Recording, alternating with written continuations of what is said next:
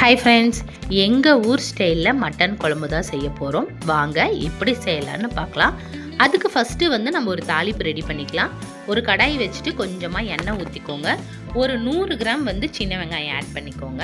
நல்லா ஒரு வதக்கி விட்டுட்டு கூடவே கருவேப்பிலையும் ஒரே ஒரு தக்காளி போட்டுக்கோங்க. போட்டுட்டு லோ ஃப்ளேம்லேயே நல்லா வதக்கி விடுங்க. நல்லா தக்காளியும் வெங்காயமும் வெந்து வந்ததுக்கப்புறம் சீரக மிளகையும் போட்டுட்டு ஒரு வதக்கி விட்டுக்கலாம். மசாலான்னு பார்த்தீங்கன்னா நம்ம ஹோம்மேடாக அரைக்கிற மிளகாத்தூள், தனியாத்தூள், கரம் மசாலா கொஞ்சமாக, அதுக்கப்புறம் மட்டன் மசாலா, அப்புறம் தனி மிளகாய் தூள் கொஞ்சமாக போட்டுக்கோங்க. போட்டுட்டு நல்லா ஒரு கிளறி விட்டுட்டு அடுப்பை ஆஃப் பண்ணிடுங்க. இது நல்லா ஆறட்டும். நம்ம இன்றைக்கி 1 kg மட்டன் எடுத்துருக்குறோம். நல்லா ஒரு 2-3 டைம் கழுவிட்டுட்டு எடுத்து வச்சுருக்கிறேன். இப்போ ஒரு அகலமான பாத்திரம் எடுத்துக்கோங்க. கொஞ்சமாக எண்ணெய் ஊற்றிட்டு கடுகு, பட்டை, கிராம்பு போட்டுக்கோங்க. கொஞ்சம் கல்பாசியும் போட்டுட்டு நல்லா பொரிஞ்சு வந்ததுக்கப்புறமேட்டு புதினா, கொத்தமல்லியும் போட்டுக்கோங்க. கூடவே பார்த்திங்கன்னா ஒரு 20 பல் சின்ன வெங்காயம், ஒரே ஒரு தக்காளியும் ஆட் பண்ணிவிட்டு இது நல்லா வெந்து வந்ததுக்கப்புறமேட்டு நீங்கள் அந்த வதக்கும் போது என்னென்ன மசாலா ஆட் பண்ணிங்களோ அதே மசாலா தான் இதுலேயும் கொஞ்சம் போட்டுக்கணும். அப்போ தான் பார்த்திங்கன்னா கறியிலையும் இந்த மசாலா இறங்கணும்.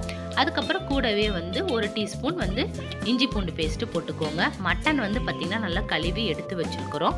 அதையும் இது கூட ஆட் பண்ணிவிட்டு நல்லா ஒரு கிளறி விடுங்க. அப்போ தான் இந்த மசாலா மட்டனில் செட் ஆகும். அதுக்கப்புறம் பார்த்திங்கன்னா ஒரு தேவையான அளவு கல்லுப்பு போட்டுக்கலாம். போட்டுட்டு நல்லா லோ ஃப்ளேம்லேயே வதக்கி விடுங்க. தண்ணி எதுவுமே ஊற்ற தேவையில்லை. இப்போ மூடி போட்டு ஒரு 10 நிமிஷம் வேக வச்சுக்கலாம். மசாலா பார்த்திங்கன்னா நல்லா ஆறிடுச்சு. இப்போ நம்ம இதை நைஸாக அரைச்சி எடுத்துக்க போகிறோம். கொஞ்சம் தண்ணி ஊற்றி நல்லா நைஸாக அரைச்சி எடுத்து வச்சுக்கோங்க. இப்போ பார்த்திங்கன்னா கறியிலேருந்தே தண்ணி நமக்கு வருது. இப்போ நல்லா கறி ஒரு 1/4 வேக்காடு வெந்துருச்சு. இப்போ நம்ம அரைச்சி வச்சுருக்கிற இந்த சாந்தையும் எடுத்து ஊற்றிட்டு தேவையான அளவு தண்ணி ஊற்றிக்கோங்க. நான் ஃபுல் அண்ட் ஃபுல் பார்த்திங்கன்னா சுடு தண்ணி தான் ஊற்றுறேன்.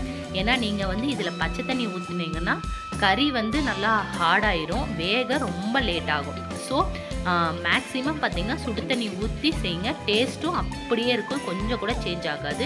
இப்போ பார்த்திங்கன்னா நான் தேவையான அளவு தண்ணி ஊற்றிக்கிட்டேன். நல்லா தண்ணி கொதி வர ஆரம்பிச்சிருச்சு. இப்போ நான் இன்னொரு மசாலாவும் ஆட் பண்ண போகிறேன்.